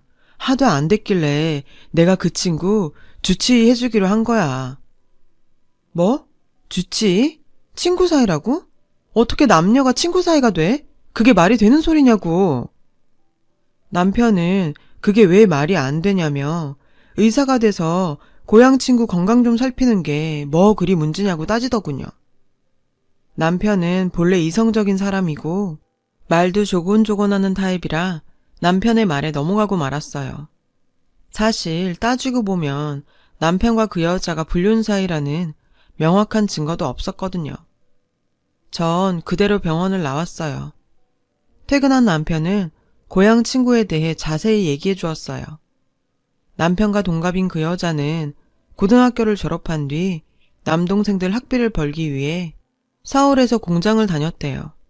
공장에서 만난 남자와 결혼한 뒤 아들 둘을 낳고 살았는데 결혼 후 알고 보니 남자한테 문제가 많았다더군요. 그 여자는 남편 때문에 온갖 고생을 하다가 결국 이혼을 하고 현재 식당에서 설거지 일을 하며 애들을 키운다고요. 일하느라 손목이 많이 안 좋아져서 파스로 연명을 하고 있었는데 같이 일하는 식당 아주머니가 남편 병원을 추천해 주더래요. 의사가 실력이 있다면서요. 그렇게 병원을 찾게 된 거고 두 사람은 정말 우연히 만났다고요. 남편의 말을 듣고 의심은 조금 가셨어요. 그래도 기분은 썩 좋지는 않더라고요. 주치의? 중병도 아니고 관절염인데 주치의는 무슨. 아무리 고향 사람이라지만 남편의 친절이 좀 과하다는 생각이 들었어요. 병원의 의사가 제 남편만 있는 것도 아니고 굳이 병원장이 그런 일까지 해야 하나 싶었죠. 간호사한테 잘 챙겨주라고 말 한마디 하면 그만이지. 안 그런가요? 이후에도 남편과 전 이 문제로 종종 말다툼을 했어요. 하지만 그때마다 승자는 늘 남편이었죠. 조곤조곤 말 잘하는 것도 그렇고 지금껏 실수 없이 잘해왔던 사람이라 못 이기는 척 넘어간 부분도 있고요. 그렇게 전 약간은 포기한 채로 일상을 보냈어요. 그런데 도저히 그냥 넘어갈 수 없는 일이 벌어지고 말았죠. 남편이 고향 친구 아들의 학비를 내주겠다는 거예요. 그 여자 아들이 서울 모 전문대에서 패션 공부를 한대요. 전문대라고 해도 패션 쪽이라 학비도 세고 재료비며 실습비며 기본적으로 드는 돈이 많다면서요. 전 그게 무슨 말도 안 되는 소리냐고 화를 냈죠. 당신이 걔 아빠도 아니고 친척도 아닌데 왜 학비를 대줘요? 힘들게 사는 고향 친구 도와줄 수도 있지. 학비라고 해봤자 당신 가방보다도 싸. 도리어 저한테 화를 내더군요. 그러면서 자기가 번 돈으로 좋은 일 좀 하겠다는데 그게 뭐가 잘못이냐고 하더군요. 전 좋은 일 하고 싶으면 차라리 그 돈으로 다른 곳에 기부를 하라고 했어요. 그러자 남편은 모르는 사람 도와주는 것보다 아는 사람 도와주는 게 낫지 않냐고 하더군요. 전 왜 하필 그 여자 아들이냐고 절대로 안 된다고 했어요. 근데요, 이미 학비를 내준 뒤였더라고요. 애초에 제 동의 같은 건 필요도 없었던 거죠. 그날 이후 전 또다시 남편과 그 여자의 관계를 의심하게 됐어요. 하지만 전 이 일에 대해 누구에게도 말할 수 없었어요. 제 주변 사람들은 제가 아무 문제 없이 잘 살고 있는 줄 알고 있었거든요. 게다가 남편의 사회적 체면과 위신도 무시할 수 없었고요. 결국 전 직접 그 여자를 만나보기로 했어요. 수소문 끝에 그 여자가 일하는 식당을 찾아갔어요. 가보니 식당에서 서빙을 하고 있더군요. 전 그 여자에게 일 끝나고 근처 커피숍에서 만나자고 했어요. 그 여자는 순순히 알겠다고 하더군요. 그런데 그 여자는 병원에서 만났을 때와 묘하게 느낌이 달랐어요. 되게 이런 경우 약간은 주눅이 들 법도 한데 되려 당당하더라고요. 다짜고짜 제게 왜 찾아왔냐고 묻더군요. 생각과 달리 기가 센 여자였어요. 전 남편 병원에 더 이상 가지 말아달라고 부탁했어요. 내가 왜 그래야 하는데요? 아무리 고향 친구라고 하지만 가정도 있는 사람이고 주변에서 말 나오는 게 싫으니까요. 원장 체면에 그런 일로 사람들이 비어 오르는 거 원치 않습니다. 친구 사이시니 그 정도는 이해해 주실 거라 믿어요. 게다가 정형외과가 제 남편 병원만 있는 건 아니잖아요? 그리고 더 이상 내 남편이 그쪽 아들 학비 문제에 신경 쓰지 않게 해주세요. 정 돈이 필요하시면 저한테 연락하세요. 아들이 졸업할 때까지 학비는 제가 도와드리죠. 그러자 그 여자는 코웃음을 치더군요. 전 그 여자가 제 말에 자존심이 상해서 그런 거라 생각했어요. 그런데 그 여자는 절 똑바로 노려보며 말했어요. 사모님 소리 들으니까 좋디? 뭐라고요? 이후 여자 입에서 나온 말들은 정말 가관도 아니었어요. 병원장 사모로서 제가 누리고 있는 모든 것들은 원래 자기가 누렸어야 하는 것들이라는 거예요. 자기 자리를 뺏은 건 오히려 저라고요. 기가 차더군요. 전 당황한 표정으로 아무 대꾸도 하지 못했어요. 그러자 여자는 자기 할 말만 하고는 커피숍을 나가더군요. 결국 전 시어머니를 찾아갔어요. 부부 사이의 일이라고는 하지만 고향 사람이니 어머님도 그 여자에 대해 아실지도 모른다고 생각했거든요. 어머님은 전화도 없이 제가 찾아가자 약간 놀라신 것 같았어요. 제 표정만 봐도 좋은 일은 아닐 거라고 짐작하셨겠지만요. 저는 남편 일 때문에 찾아왔다고 솔직히 말씀드렸어요. 어머니, 남편한테 고향 친구라는 여자가 자꾸 찾아와요. 혹시 어머님은 누군지 아세요? 고향 친구라는 말에 어머님의 안색이 어두워지더군요. 뭔가 제가 모르는 사연이 있는 게 분명했어요. 한참을 주저하던 어머님은 결국 얘기를 해주셨어요. 남편의 고향 친구라던 그 여자는 남편의 첫사랑이었더라고요. 그 여자는 어릴 적부터 동네에서 유명했대요. 얼굴도 예쁘장하고 여우짓을 잘해서 순한 남자애들이 많이 따랐다고 하더라고요. 남편도 그중 하나였죠. 당시 남편은 동네에서 유명한 수재였고 집하고 학교밖에 모르는 모범생이었대요. 그런 아들이 소문도 안 좋은 여자애한테 빠져서 정신을 못 차리니 어머님 속이 오죽했겠어요. 혹시라도 여자 때문에 대학도 못 가는 게 아닐까 전전긍긍이셨죠. 그러던 어느 날이었대요. 저녁 창거리를 사들고 집에 오는데 글쎄 그 여자가 골목에서 동네 양아치들과 줄담배를 피우고 있더라는 거예요. 안 그래도 마음에 안 드는데 그런 꼴까지 봤으니 어머님 입장에서 가만히 있을 수 있었겠어요. 당장 남편을 불러 그 여자랑 헤어지라고 닥달을 하셨죠. 근데요, 어머님이 말리면 말릴수록 두 사람은 더 죽고 못 사는 사이가 되더라지 뭐예요. 한창 나이에 게다가 첫사랑이니 더욱 그랬겠죠. 그래도 다행히 남편은 공부를 놓지 않았고 그 와중에도 의대에 붙어서 어머님은 한시름 놓았다고 하더군요. 의대에 다니는 중에도 두 사람의 관계는 여전했대요. 그런데 재벌을 개 못 준다더니 남편이 군대에 입대하자 여자는 당장 남자들을 사귀기 시작했고 하우대 멀쩡한 남자 하나 만나서 결혼을 했다더군요. 뒤늦게 휴가 나온 남편이 그 사실을 알곤 며칠을 술에 빠져 지냈지만 어머님은 아들한테서 여자가 떨어져 나가서 한시름 놓았다고 하더라고요. 그 후 여자는 이혼과 결혼을 반복했고 남편은 저를 만나 결혼한 거죠. 그 여자네 집은 동네에서 콩가루 집안으로 소문이 자자했대요. 여자를 비롯해 형제 자매들 모두 결혼과 이혼을 반복하는 바람에 그 밑에서 난 자식들은 모두 씨가 다르거나 배가 다른 상태였거든요. 어머님의 얘기를 듣자니 머리가 복잡해졌어요. 딴 세상 얘기 같았거든요. 어머님은 제 손을 꼭 잡으시곤 진작 얘기 못해서 미안하다시며 한 가지 당부 말씀을 하셨어요. 애미야, 애비 한 번만 봐줘라. 그 여씨 같은 게 어떻게 찾아왔는지는 몰라도 우리 애비 착하고 가정적인 사람이잖니. 그러니 절대 땀만 먹지 말고 네가 한 번만 용서해다오. 이 애미가 이렇게 부탁한다. 저도 남편과 이혼할 생각은 없었어요. 어머님 얘기를 듣고 보니 남편이 그 여자한테 속아 넘어갔다는 생각이 들 정도였으니까요. 하지만 딱히 이 난관을 극복할 방법은 떠오르지 않았어요. 결국 전 정면 돌파를 하기로 결심했어요. 바로 삼자 대면이었죠. 저는 남편과 그 여자를 커피숍으로 불렀어요. 그 자리에 불러온 남편은 굳이 왜 이런 일까지 벌이냐고 불평을 하더군요. 남편은 정말 그 여자를 고향 친구 정도로만 생각하는 것 같았어요. 그런데 웃긴 건 그 여자의 태도였어요. 저랑 둘이 만났을 때 보였던 당당함과 무례함은 온데간데 없고 아주 조신한 새댁처럼 구는 거 있죠. 꼬박꼬박 절 사모님이라고 부르면서 왜 자길 불렀냐고 하더군요. 두 사람이 예전에 사귀었던 사이라는 건 어머님을 통해 들었어요. 하지만 과거는 과거일 뿐 이쯤에서 정리해줬으면 좋겠네요. 더 이상 의사와 환자 사이라는 둥 그런 핑계는 듣고 싶지 않아요.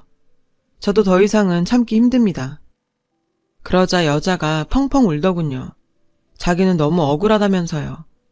그저 힘들어서 조금 기댄 것뿐인데 자기를 조금만 불쌍하게 생각해줄 수 없냐면서요. 전 그럴 수 없다고 확실히 말했어요.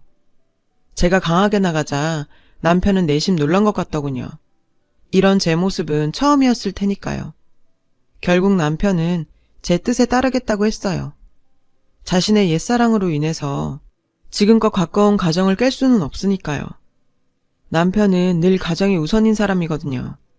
남편의 선택에 일단 전 안심을 했어요.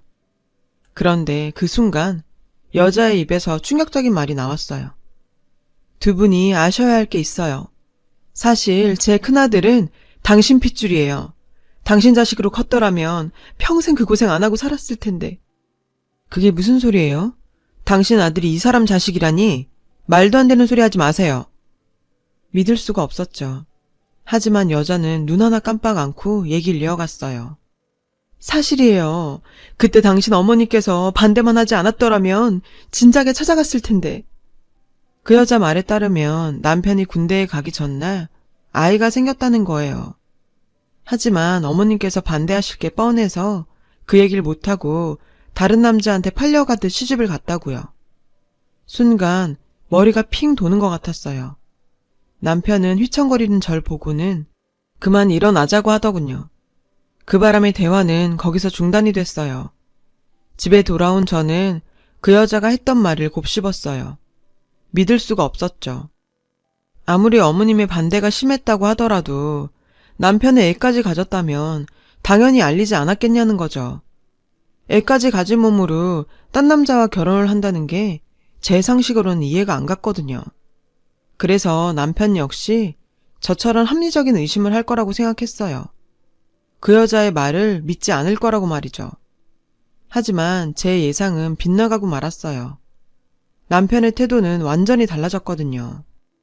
자신에게 아들이 있다는 사실만 머릿속에 각인된 사람 같았어요. 하긴 우리 사이엔 딸만 둘이니 얼마나 아들이 간절했겠어요. 남편은 아들 생각에 들뜬 표정이었죠. 어느 날인가 남편이 그러더군요. 만약 그 여자의 아들이 친자가 맞다면 우리 집에 드리고 싶다고 말이죠. 그 아들을 호적에 올리고 싶다나요? 정말 기가 막혀서. 그게 20년 넘게 함께 산 배우자한테 할 소린가요? 게다가 부모를 보면 자식을 안다고 그런 여자가 키운 자식이 온전하겠냐고요. 전 남편 말에 오만 정이 다 떨어졌어요. 뭐? 집에 들이는 것도 모자라 호적에 올리겠다고? 더 이상 남편이 인간으로 안 보이더군요. 저 같으면 가족들 보기 부끄러워서라도 그런 말 못합니다. 사람들 황혼이혼이다 조론이다 많이들 얘기하는데 지금껏 전 그런 생각은 한 번도 해본 적이 없거든요. 그런데 남편이 하는 짓을 보니 저도 생각이 달라지더라고요. 남편은 연애 때부터 지금까지 한눈 한 번 안 팔고 살아온 한결같은 사람이었어요. 전 그런 남편을 내심 존경해왔고요. 하지만 그런 남편이었기에 오히려 남편에 대한 배신감이 컸죠. 그러던 어느 날이었어요. 사무장이 다급히 전화를 했더라고요. 병원 계좌에서 5천만 원이 빠져나갔다는 거예요. 저는 당장 은행으로 달려가 입출금 내역을 확인해 봤어요. 빠져나간 그 돈이 개인 계좌로 들어갔더군요. 남편의 첫사랑, 그 여자였죠. 5천만 원이 다가 아니었어요. 그동안 여러 차례에 걸쳐 1,000만 원, 2천만 원씩 그 계좌로 입금이 되었더라고요. 총 1억 원이나요. 그 순간 그나마 남아있던 남편에 대한 애정마저 식고 말았어요. 더 이상 남편은 제가 알던 사람이 아닌 것 같았어요. 며칠 뒤 남편은 첫사랑의 아들과 만났고 업체에 친자 확인 검사를 의뢰했다고 하더군요. 들뜬 표정으로 검사 결과를 기다리는 남편을 보자 소름이 끼쳤어요. 당장이라도 내쫓고 싶은 마음이 간절했지만 일단 결과부터 확인하는 게 순서라 생각했죠. 그리고 드디어 검사 결과가 나오는 날 남편은 병원에도 안 나가고 집에서 결과 서류가 담긴 등기를 기다리고 있었어요. 마치 분만실 앞에서 막 태어날 자신의 아이를 기다리는 얼굴 같더군요. 그리고 드디어 등기가 도착했어요. 남편은 한껏 고무된 얼굴로 봉투를 열었죠. 저 역시 그 결과가 궁금했어요.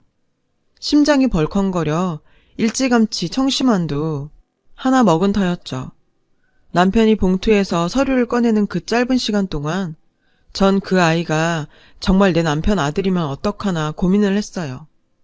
그런데 서류를 훑어보던 남편의 얼굴이 서서히 굳어가더군요.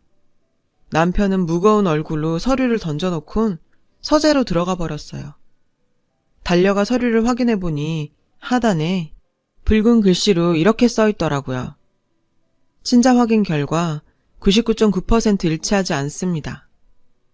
그 여자의 아들은 남편의 아이가 아니었어요. 그제야 온몸에 힘이 쫙 풀리더군요. 그대로 소파에 파묻혀 멍하니 천장만 바라봤어요.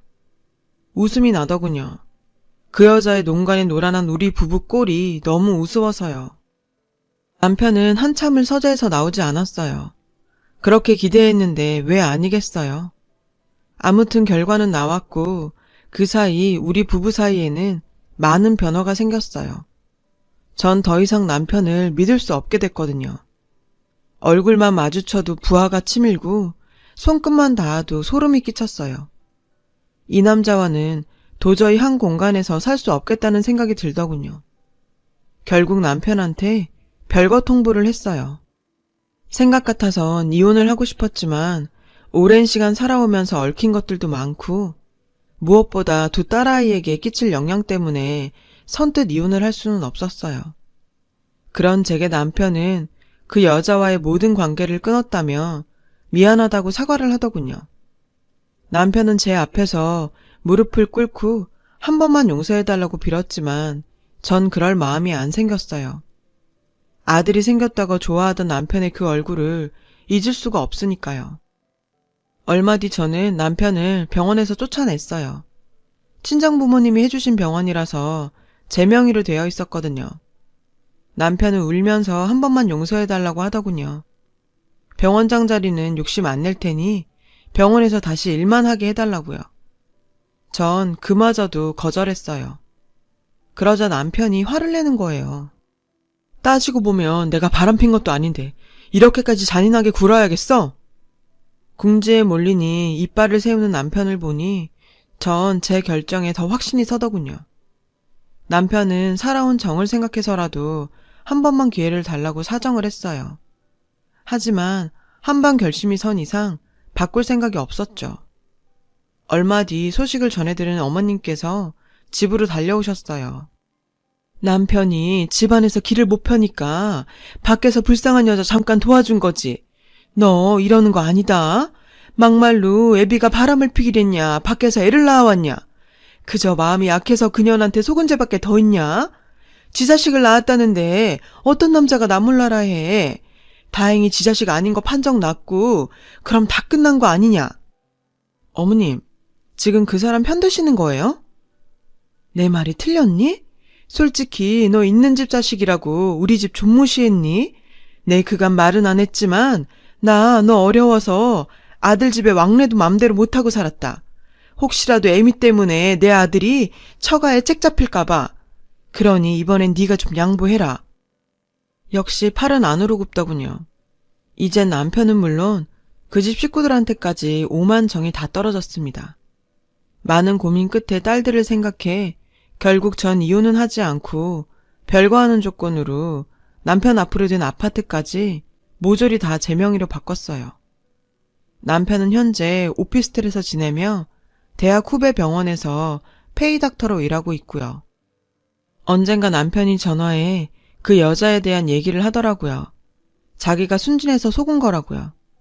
빚이 있었던 것도 다 거짓말이었고 아들이 대학에 다닌다는 것도 거짓말이었대요. 그러면서 자기도 피해자라며 제발 용서해달라고 울먹이더군요. 하지만 이제 와서 무슨 소용이겠어요. 이미 끈은 떨어진걸요. 얼마 전부터 캐나다에 갈 준비를 하고 있어요.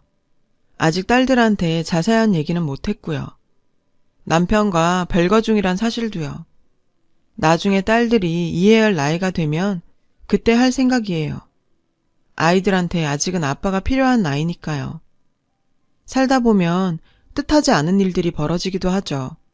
믿었던 사람의 낯선 모습도 발견하고요. 저 역시 그 때문에 상처를 받았지만 이 또한 지나가리라 믿어요. 이젠 누구한테도 기대지 않고 제 힘으로 똑바로 서보려고 합니다. 제 긴 이야기 들어주셔서 감사해요.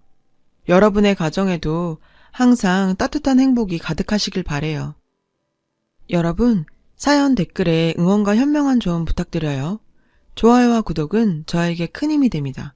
오늘도 좋은 일 가득하세요.